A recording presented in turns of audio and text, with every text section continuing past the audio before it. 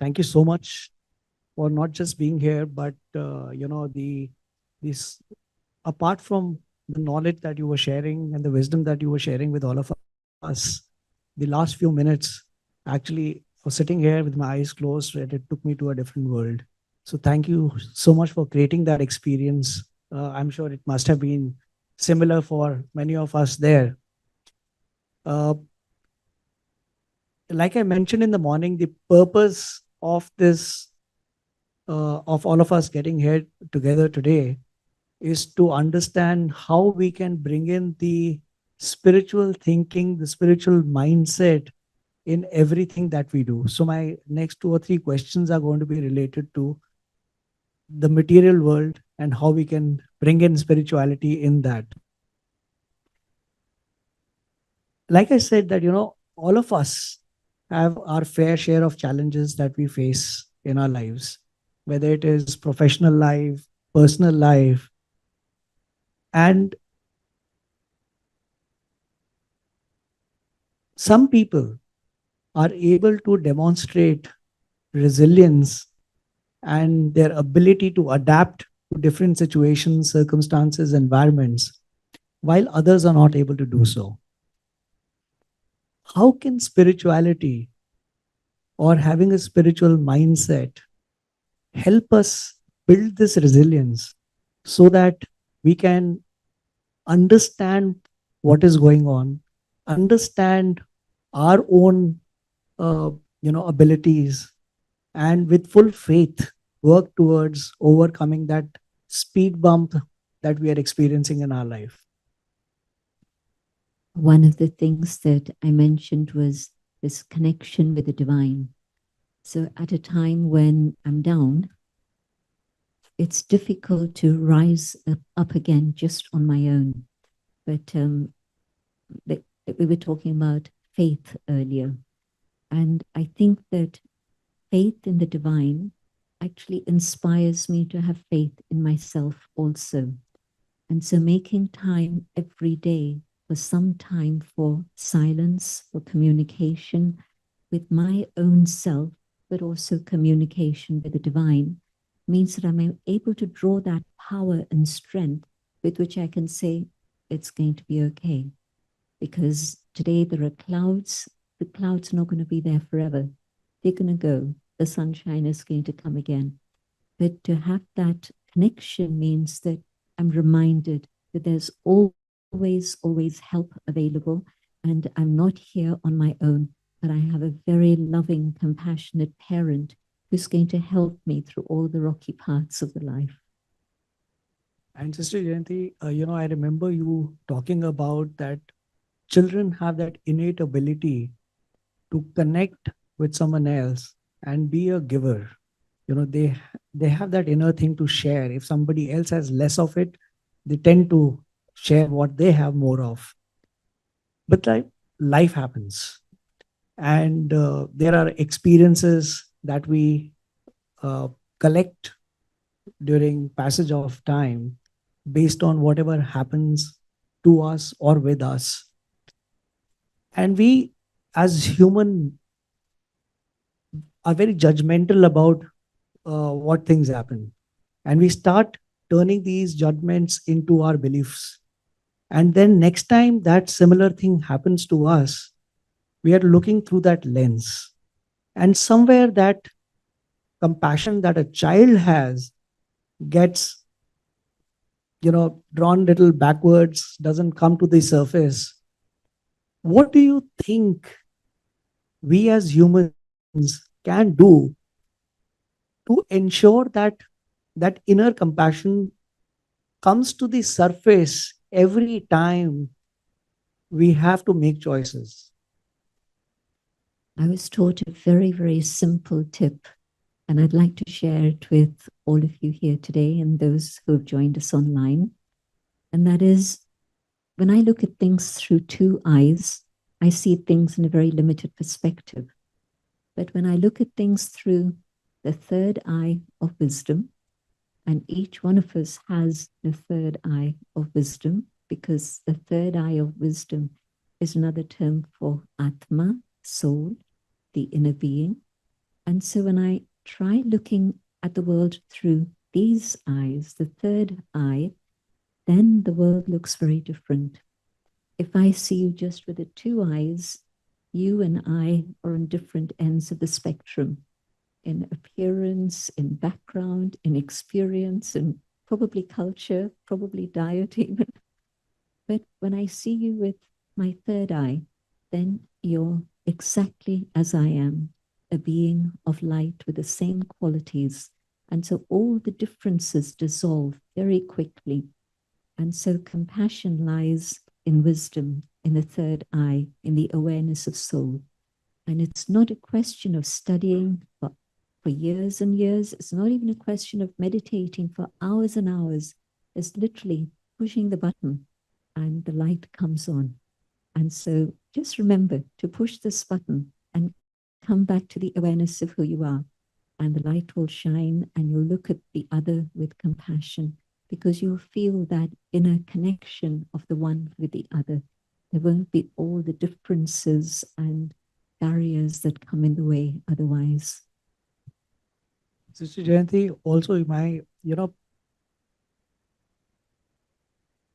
when we are to follow rules, when we go out when we're driving, following traffic, uh, and we keep giving examples that, India is somewhere we need to be a little cleaner physical environment.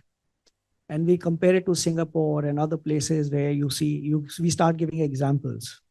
And then there is this thing whether we follow the rules because we really want to follow the rules, or are we doing it because we are fearful of the punishment of not doing what is expected of us to do.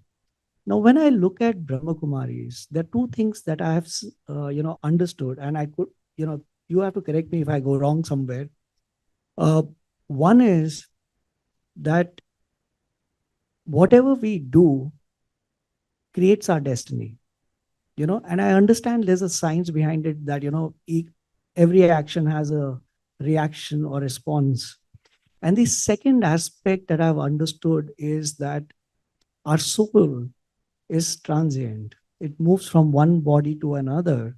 And when it moves to the other body, it also carries the experience of the past, right? We would use the word Atma. Atma. Sukun would be one of the qualities of Atma. Right. So, like we were hearing earlier, Sukun, Yes. the Urdu word peace, well-being, it encompasses that. So it's the Atma, the soul, that moves from one body to another. And as you rightly said, it carries those experiences with itself. Yes. Now, when I take this to the material way of thinking, I sometimes feel that, there's a fear of hopefully I don't do anything bad that is going to create a bad karma for me, or, my next life will not be good. There's a lot of fear that I feel that creates in us, which stops us to do a lot of things, right? How can we turn the same experience and understanding, but with love and affection and not fear? Very simple thing. If I can give something to another and I see them smile and make them happy, it brings comfort to me. Whatever's going to happen in my next birth will happen. But the immediate act of giving, and even if it's not something physical, if it's just a smile, or it's a moment of my time, a moment of my attention, there'll be an immediate response that really makes you feel very good inside. And so it's the immediate result. If I'm doing something that's right, something that's good, it brings me joy and adds to my sukun, my peace. But if I've done something wrong, it's knocking away in my head and it'll disturb my sleep, because the human conscience is there in every human being. And so it's alive, it's real. And so when the button gets pushed there and my own conscience tells me something that's wrong, then I can't sleep peacefully. I can't have a comfortable awareness or a state of well-being. Tell you a very simple thing. You talked about cleanliness in Singapore. I was in Indore some weeks ago, I've been traveling a lot in India recently, and the mayor of Indore came to our program, and he spoke about his experience of he's been mayor for a long time, and Indore is now gained its prize as the cleanest city in India for the 7th year running. And he said, when I had this idea, I was told it's crazy, it's never going to happen. But I realized that education changes awareness, awareness changes attitude. And if people can become aware of what the beauty of a clean city is all about, and it's not just beauty to see, but also it's good for health and hygiene and 1,000 other things. We started a campaign of education, of raising awareness. And yes, we were able to in first time, and it's continued for 7 years. And so it's a very simple external example that we can learn from. So when I understand something, which is why we call ourselves Ishwari Vishwavidyalaya, a place of study, not just a place to sit and chant or a place to memorize things, but to study myself, study the spiritual laws, and understand what is the benefit of spirituality and the spiritual laws. Thank you so much, Sister Jayanti. I always prepare a set of questions, but whenever I've had a chance to speak with Sister Jayanti, I'd interviewed her a few months ago. I forget all my questions and it becomes like a conversation. That's, how your aura is, And before I end this conversation, I'm going to have time for one question that if I could take from the audience. Yes, sir.